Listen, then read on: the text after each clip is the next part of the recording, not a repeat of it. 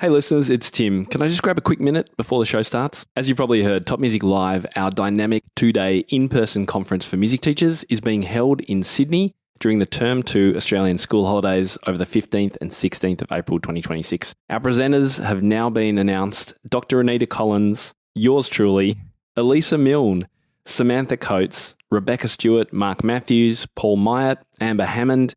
The list goes on. It is an incredible lineup, and I just cannot wait to share this experience with you. This innovative event is unlike any other conference you've attended, unless you came to Piano Pivot Live in 2020, of course. We'll have amazing keynotes, interactive workshops, live on-stage teaching demonstrations, and opportunities to connect with fellow educators, all in a welcoming, relaxed atmosphere with full catering. See the complete 2-day schedule and book your ticket now at topmusiclive.com. I mean, what I always say to my students is try to start task stacking. So attach it to something that you do anyway, whether it's tea or dinner, or whether it's brushing your teeth in the morning and you do that and you practice then. I mean, I think the other thing that we did a few months ago in Curious Piano Teachers, which a lot of people found really helpful, was a challenge to get to the piano for 15 minutes every day. And that's kind of achievable. And as long as you're targeted in what you're practicing, 15 minutes a day, you can actually make quite a big difference if you do that every day. Hey there, I'm Rachel Ehring, and you're listening to the Top Music Piano Podcast. Get inspired as we discuss creative resources, trends in piano pedagogy, ways to grow your income and streamline your studio, and new ways to engage your students each week. If you are a teacher who wants to go beyond the method books to create an innovative studio that fosters lifelong music makers, you've come to the right place.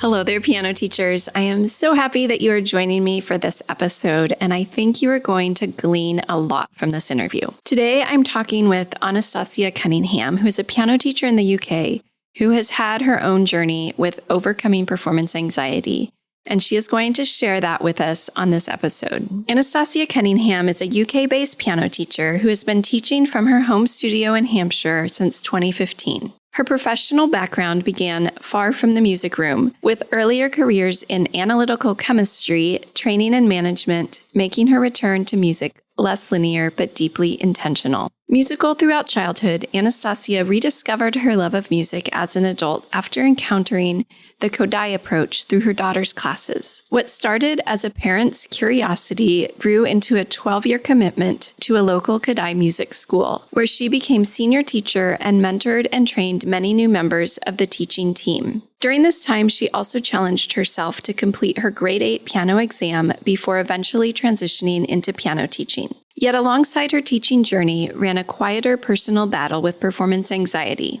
It had been an issue since she was a child, and as an adult returner, even playing in front of her own students felt daunting. 4.5 years ago, she made the deliberate decision to return to piano lessons herself, determined not just to improve technically, but also to become genuinely confident at the instrument. In the summer of 2025, she was awarded her Performance ARSM, a significant milestone in that journey. But rather than a finish line, it marked the beginning of a new chapter, one where she intentionally seeks out performance opportunities, embracing every chance to step in front of an audience and continue strengthening her resilience and confidence at the piano. Here's my inspiring interview with Anastasia.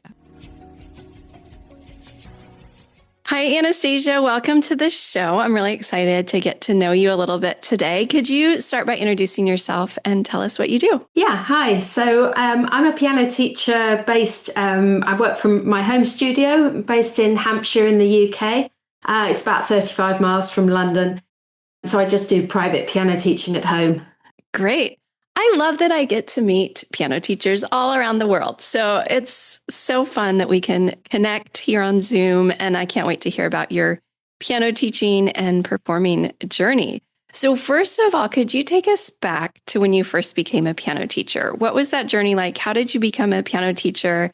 And maybe what influenced the way you taught? Yeah, so it wasn't what I set out to be, as is often the way. I was actually an analytical chemist for 12 years. And then I had a career break and had children, and I kind of fell into it. So I've been teaching piano since 2015.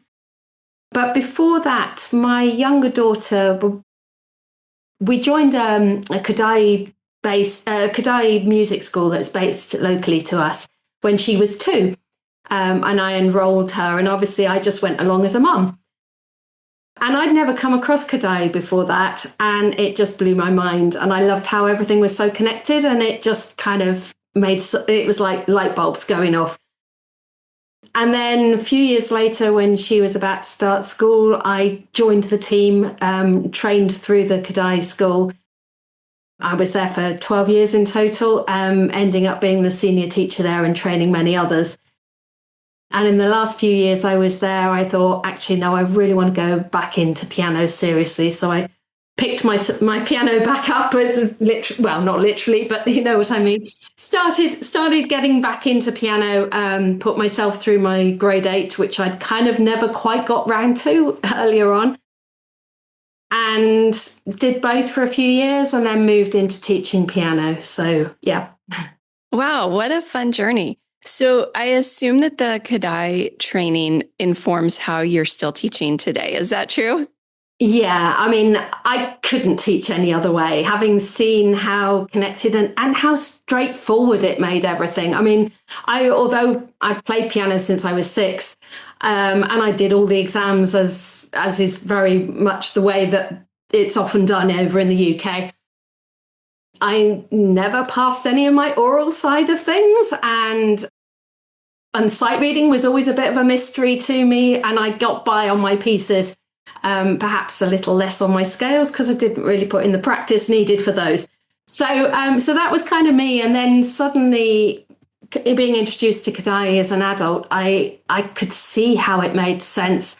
And I then moved from being the person who, given a piece of music, had to go and sit at the piano to see what it sounded like, to being able to have a pretty good idea by looking at it without needing the piano. So it really opened up my eyes in terms of musicianship. And there was no way I was ever going to teach and not make that the central sort of purpose for my teaching.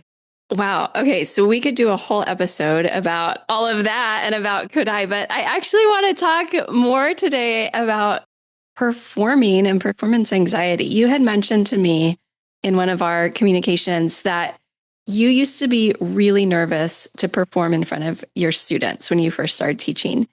And I think that's really common. I hear that from teachers. Some teachers get into teaching because they don't want to perform, right? But then they feel like they should perform in front of their students. Can you take me back to that time, how you felt back then and how that was holding you back? Yeah, so even at the music school, we did most of the stuff we did was unaccompanied, but occasionally we would sit at the piano and do stuff so that they could identify 2 and 3 time and things like that. That was even more scary because there was no music. And I was very much music focused and music driven. And so you kind of just had to wing it, which was very uncomfortable. And there were 2 things at that stage that really frightened me about learning within the music school. One was doing that. And the other one was trying to remember everyone's names because I only saw them for half an hour, 40 minutes once a week. And I had so many different classes that was a nightmare too. But anyway, I did get through it. But when I was starting to teach piano at home, just playing the simplest thing in front of my students, demonstrating a beginner piece, which was well within my range, I would fall apart, and I was just so nervous, and it was so important to me that it had to be perfect, whatever perfect could be, and of course it's never going to be perfect. But so I was kind of putting myself on a level where it was always going to fail because I was never going to be perfect, and I would make a mistake and I would just fall apart. So yeah. Do you think, was there a fear that your students were going to judge you or not, or their parents? What was the fear behind that, do you think? Yeah, most definitely. I mean, I thought, I'm the teacher. I've got to get it right, and they're going to think that I'm not, especially, starting out. If I can't play in front of them, they're not going to think much of me as a teacher. And that was always behind a lot of it, I think. Mm-hmm. So it sounds like you've come a long ways since then. Talk to me about some of that process of overcoming the performance anxiety. How did that look for you? So one of the early turning points was I restarted piano lessons for myself. So I found a piano teacher and took a long list of things I wanted to work on to my first lesson. Among them, I mean, obviously technique, repertoire, all those kinds of things, but very definitely up there was performance skills. I knew I needed to tackle it. And then I was really lucky because my teacher has a lot of advanced adult students, several of us who are piano teachers ourselves. And she, at the end of every term, held piano coffee mornings for us. And we would come along and we would perform in front of each other. Yeah, which was really nerve-wracking. But everyone was so supportive. We were all in the same boat. You know, I was incredibly nervous. Back then, when I was playing, and we're only talking 5 years ago, when I was playing in front of others, and because they were advanced pianists in their own right, so they knew if I was, but I kind of felt that every time I made a mistake, I would point out that I made a mistake so that I got there first before they did. Mm-hmm. Yes, I know that feeling. And you absolutely can't do that. You just need to learn to play through it. But it's taken me a while to get to that point. You know, I would be the queen of grimaces. And literally I would make a mistake and it would fall apart and I would then have to try and pick myself up and pick it up from somewhere and go off again as well. I was also very afraid of unfamiliar pianos. So yeah, playing at home on my own piano without an audience was fine. Anything else threw me into complete terror. The other thing I started doing back then is I belonged to the Curious Piano Teachers, which is an organisation over here in the UK, although we have got a few people from further afield as well. And they do a performance hub, which is online. And we perform once or twice a term and in front of others online. I'm not sure that's any less scary. It's just different. But that was also very good. And again, you know, everyone's very supportive because they've all been there. They probably, most of the people in the performance hub were doing it for similar reasons to me because they wanted to improve their performance skills and were quite frankly terrified about it. But I mean, I have to say, the more you do it, it really does get easier. I still get incredibly nervous performing in front of people, but it does definitely get easier. I mean, I think the other thing that's happened is 2 years ago now, so beginning of 2024, I was choosing a new piece to play for myself. And up until that point, my teacher had pretty much said, play this. This time she said, go and find something to play. So I looked at the diploma repertoire and chose off that list thinking it's about the right level for me. So let's go for one of those. And I found Brahms Intermezzo in A major, Opus 118, number 2, which is just gorgeous. And I think most people will be familiar with that, which was on the diploma syllabus. And I thought, right, I'm gonna learn this. So I did. And then when I'd learned that, I thought, well, I've done one of the pieces from the list. Maybe I should do the diploma. And that was a process of sort of 18 months. I finally took it in the summer last year. So June over here, June, July time. And yeah, it took me 18 months to get there. But what was really helpful along the way with that was I sat down with my teacher, who's also a coach, and we had a session that was just about, okay, so what do we need to put in place? What are the little steps you need to take along the way to develop as a performer so that you can do this half hour or so program and do yourself a credit rather than falling apart in it? So we actually wrote that down week by week, what I needed to do each week on a performance journey through those few months leading up to it.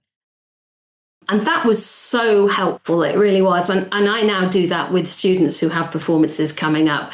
And it's great. And it can start from something as simple as go away and do some audio recordings and listen back to them, but pretend you're listening to it as though it was a friend. So because I've got teenage students. I had one who's just done a festival and is incredibly nervous of performing. And we put this as a target in place for her. And she'd agreed to do it, which was a big, big thing in itself. And she could play the piece really well, but was so nervous about the whole thing. So from January through till very beginning of March, which was when the festival was, all we were doing was working on performance. And we had a week by week plan. And to start with, she didn't even want to listen back to audio recordings of herself. But the idea of saying, listen to it as though it was a friend performing. So you are not allowed to say it's rubbish. You're not allowed to say, oh, well, that bit was awful, wasn't it? You can say, I could be a bit more fluent there. How could I make that happen? That's fine. That's constructive. Getting that kind of mindset really helped her. And she did brilliantly. And actually, she came out the festival and she said, maybe I'll do it next year. Oh, that's a win, isn't it? Yeah. So that was really good. So nice. So I would love, can you tell us some of the other things that are on that list when you're preparing for a performance? You mentioned the audio, recording yourself audio. What else is on there? So with her, we started with audio. We built up towards video, watching back to those. We got to the point, because she was, beginning of January, she was already playing the piece really well. It's the performance aspect that, and until I was doing my own diploma, I hadn't truly appreciated how much performing practice is a thing in its own right and is totally different to practice. And just because you can play it well and you've picked out all the details, you've kind of got to leave all that behind and then focus on other stuff for the performance. And if you're trying to perform thinking, okay, that tricky bit's coming up and I've got to remember to put my third finger there and I've got to remember this technique there, and it's just not going to go where you want it to go. So we were doing that. We did the audio recording. Moved up to video recording. She wouldn't even initially play in front of her family. She's 15, this girl. So she wouldn't play in front of her family. She would kind of shut them out of the room if she was practicing, and they would try desperately to listen to her. So I said, invite them in just one at a time. And but I tried to get it to the stage where this was normal. So she was recording every day, every time she practiced. And then we moved on to the videoing. Every time she practiced, she was regularly having at least one person in the room. If a friend came round, she needed to come get them to play it to them. She was also playing it at school. So she's doing music GCSE. So she's got a GCSE class full of musicians. She took the opportunity to, with a bit of pushing, play it to them at one stage as well. So it's just about slowly ramping things up so that it's not scary anymore. The other thing I got her to do was every time she had any opportunity to play on a different piano, do that. Myself, when I was going through my performance diploma, I took to going to train stations and shopping precincts and stuff where they had public pianos and playing through the whole repertoire there. Wow, what a great idea. It was brilliant because there's not really an audience. They're just kind of walking past. But there are You also feel like there's an audience, right? You feel like there is. Yeah, definitely. But there's also a load of distractions. You know, you've got the train announcements going on and you've got to just keep playing. So if you can cope with that and everything else, and it's a strange piano. But I also said things like to her, like, grab a different chair that you're not used to sitting on to perform because it's going to feel different. Peg the music up higher or down lower than what you're used to. Anything that's just going to put you a little bit uncomfortable. And if you can cope with all those things, then going back to kind of being more comfortable is it's going to be easier. So yeah, lots of things. I also, in lessons, I did what I call the teddy bear practice, which is great fun, but actually really useful too. So when they can play a piece fluently, I will sit at the side with a teddy bear and I will shout catch and throw it to them. They have to catch it, throw it back, and then pick up from where they got to. Oh my goodness, what a great exercise. I love that. And to start with, I would be really kind and obviously do it at the end of phrases and things like that. But as they got more used to it, I would pick out the worst possible place to throw the teddy. Oh my goodness. I've never heard of that. That's such a good idea. It's such fun. We end up having hysterics over it. But it's really beneficial as well. So it's a real win-win. You know, it's great fun to do, but it really pays dividends. So yeah, anything that you can, I've even walked around the room and kind of made loud noises and anything that I possibly can that might disrupt things just to see how they cope with it. And if they know they can cope with that, then, you know, it's much easier doing it for real. Right. Yeah.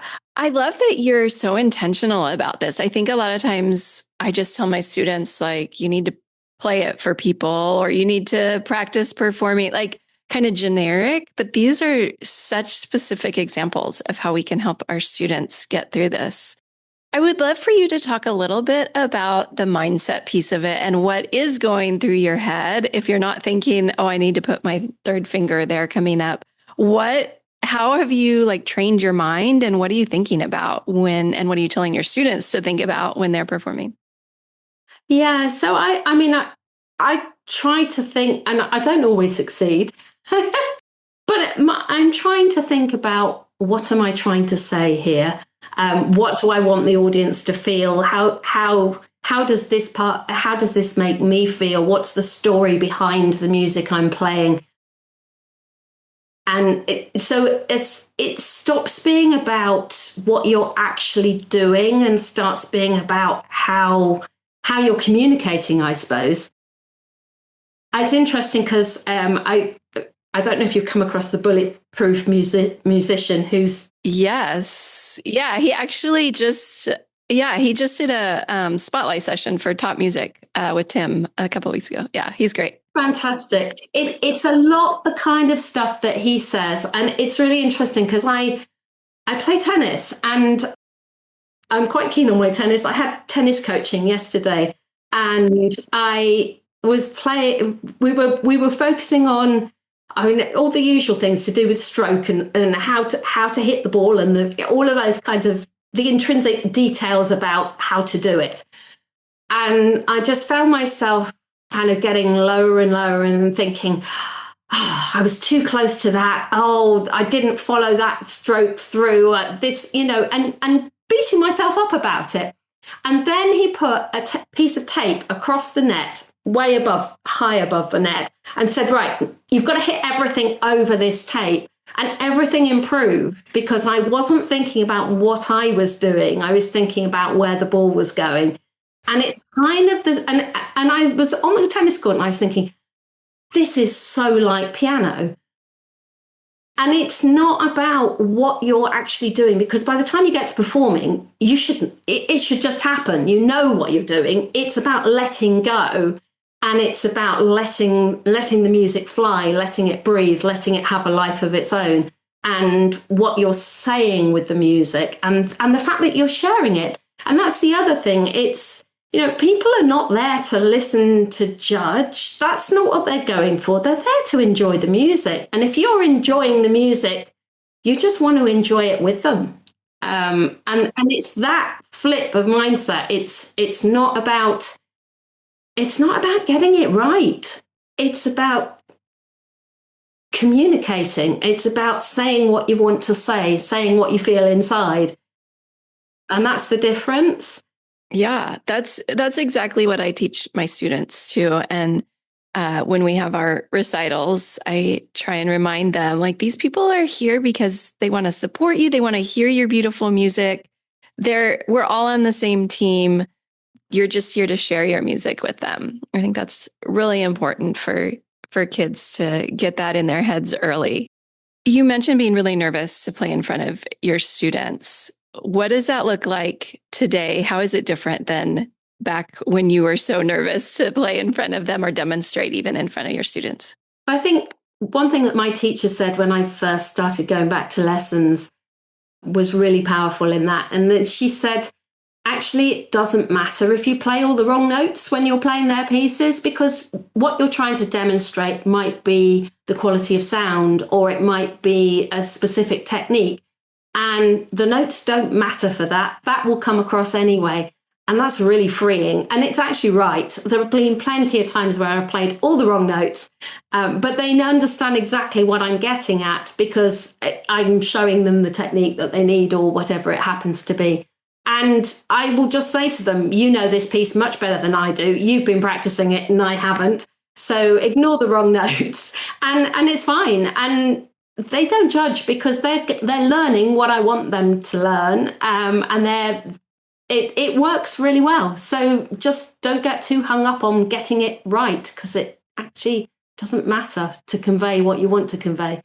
Yeah, I actually remember my teacher saying something similar. When she would demonstrate, she would say something like, I don't play this piece, or I haven't practiced this piece or something. So just ignore the wrong notes. And then she would show me what she wanted me to know. And it was great. Like, I didn't care that she didn't know all the notes. And I think it makes us more maybe personable to our students, that we can't just sit down and play everything perfectly, right? I think it makes us more relatable to them. I think it's really powerful to them to know that we can't just pick up anything and play it as it should be, constant performance. And that's really powerful too, but I totally agree. When we first started chatting, you were telling me about a performance group that you're part of. And I would love to hear about that because it sounds really interesting. And it sounds like something that other teachers might be interested to try or maybe start. Can you tell me a little about that group? Yeah, so my teacher suggested I joined it. She's a member, but there's I think there's about a dozen of us who all live reasonably locally, who are all kind of reasonably advanced pianists. I would say kind of late intermediate, early advanced onwards. And yeah, who are all adults, all enjoy playing music. So we get together every other month and we go round someone's house. And I say we get together, there's usually about 4 or 5 of us out the 12 who make it. So there's no obligation to go every time. And indeed, I think, I know I wouldn't fit 12 people sat in my piano studio. I have to move the table out even to fit a few. So, but it's just really lovely. We get together, we share music, we share whatever we've been working on. Sometimes they're performance-ready pieces. Sometimes they're just bits that we want to just test out a little bit and see how it works. We spend the evening together. We usually have a glass of wine or a cup of coffee and some cake and and spend time talking all things piano as well. So, but it's really supportive. I did, when I was in the run-up to my diploma, I performed the entire diploma program for them.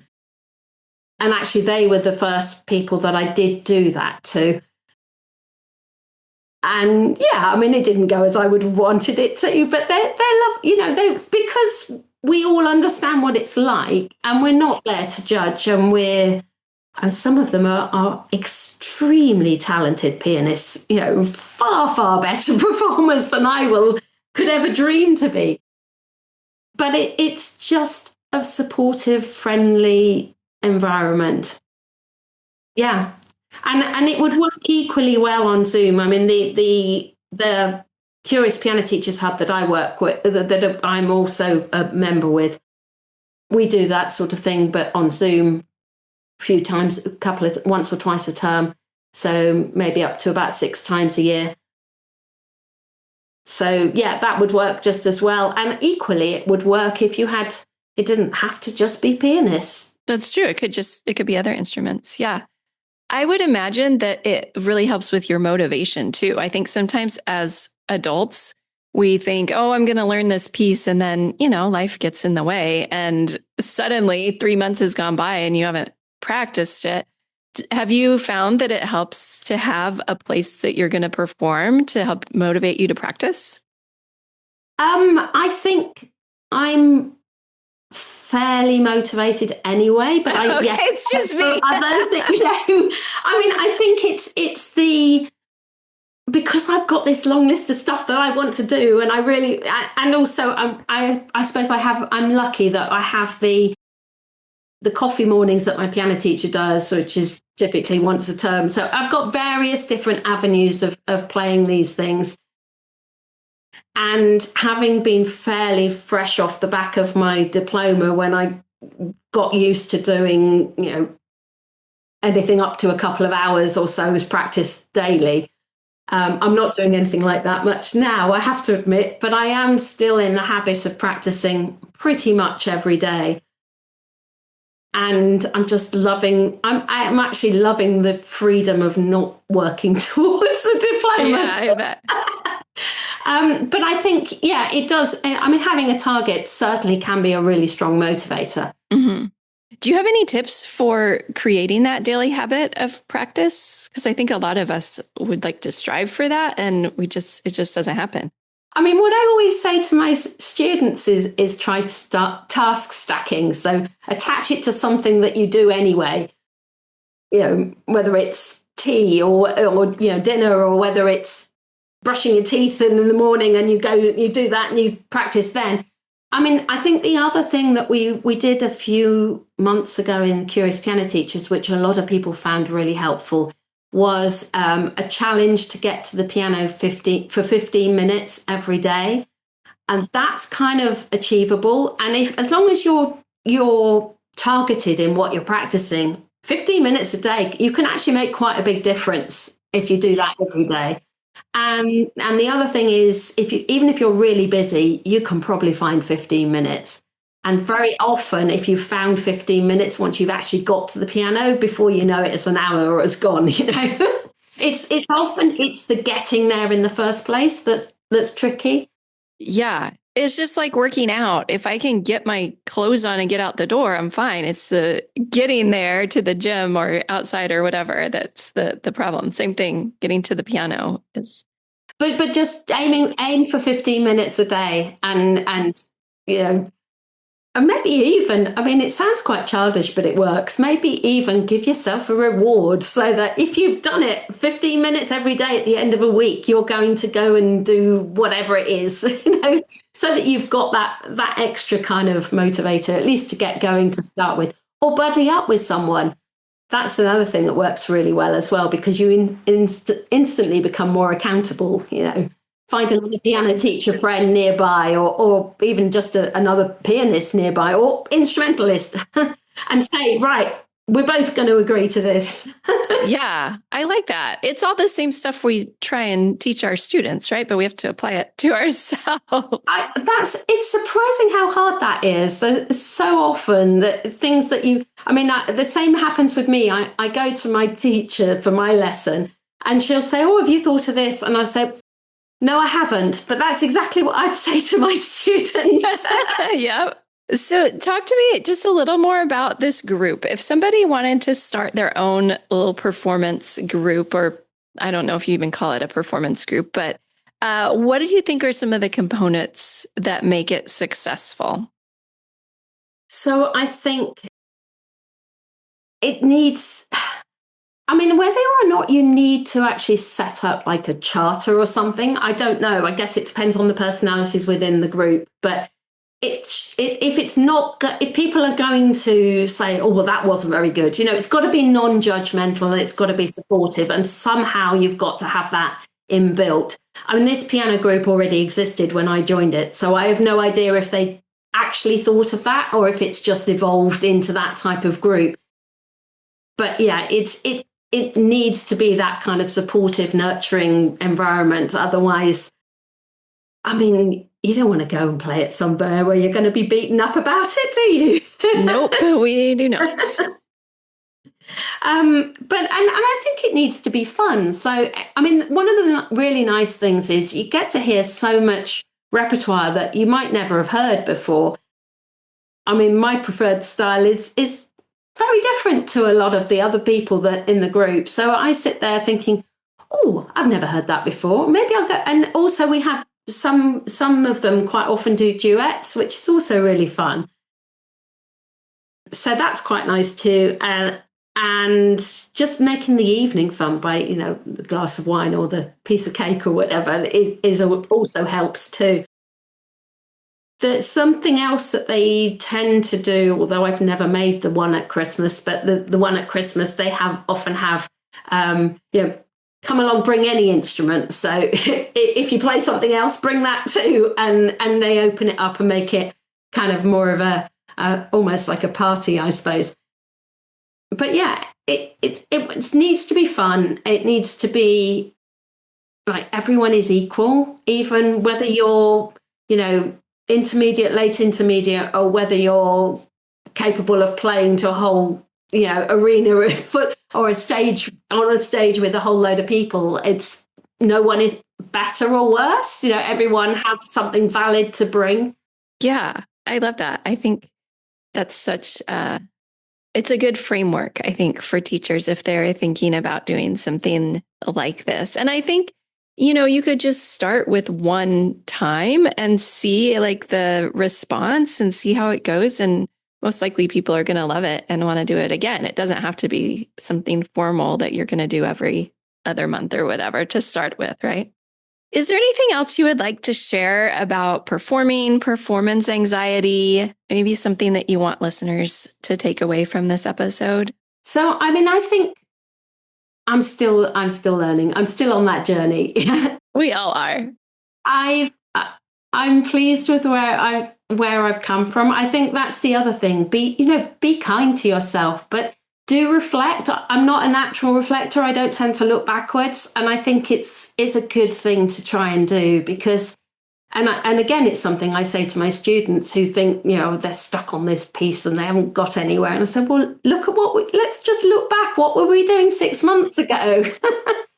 and just recognize that and be kind to yourself. But I think have a goal, dream big.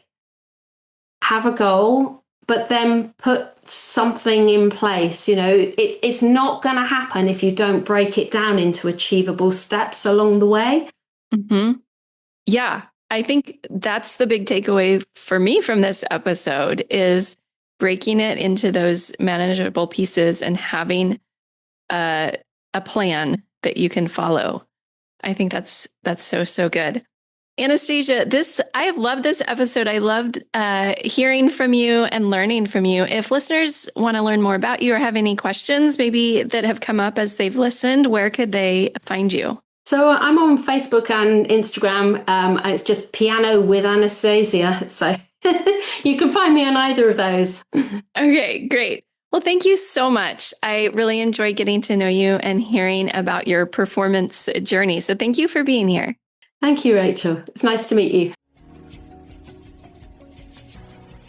I think what stood out to me in this episode was how intentional Anastasia is with her students and in her own performing, with creating a plan several months before the performance in order to feel confident in that final performance. I have always told my students, don't let a big performance be the first time that you have performed that piece in front of people.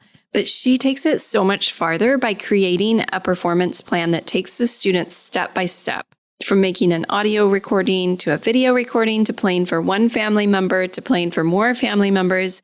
I think this is a really great reminder that feeling confident as a performer doesn't just happen automatically for most of us. It's something that we have to be really intentional about. So I hope you can take some of these thoughts into your own studio and into your own performing. If you would like to dive deeper into this topic, Top Music has just released an epic guide on performance anxiety.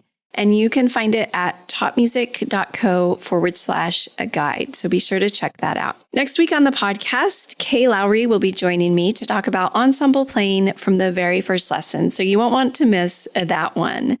I'm Rachel Ehring. You've been listening to the Top Music Piano Podcast, and I will talk to you again next week. How do you keep up to date with all the latest trends and research into music education? How do you connect with other teachers around the world and make sure your teaching stays fresh and relevant for students of all ages and stages, both now and into the future? I created our Top Music Pro membership to be the one-stop shop for music teaching resources, training, support and community, and I'd love for you to come and join us inside. With over 40 comprehensive training courses, hundreds of teaching demonstrations and lesson plans, free monthly sheet music, discounts, and all the business and pedagogy support you could ever need, Top Music Pro is the community you've been looking for. If you're ready to level up your learning from the podcast and join thousands of other teachers in our global network, head over to topmusicpro.com today.